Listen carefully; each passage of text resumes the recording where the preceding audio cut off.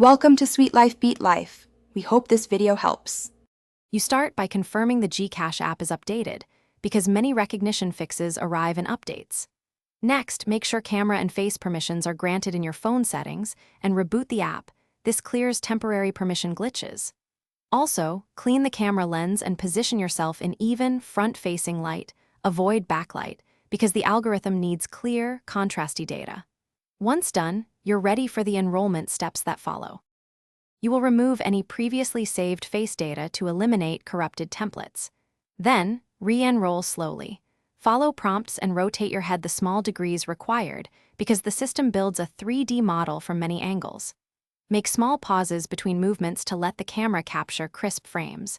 If you wear glasses, remove them for enrollment and avoid shiny accessories.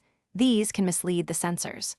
Once the system confirms a success, you finish by testing the face unlock 5 times across slightly different lighting and angles because reliability matters in real use. If failures persist, clear the app cache, then uninstall and reinstall Gcash to remove corrupted files.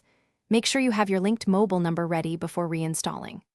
If problems still occur, contact Gcash support and provide device model, OS version, and exact steps you tried. This speeds diagnosis. One tip: try another phone camera app to verify the front camera itself is working. Thanks for watching. Consider subscribing if we helped you.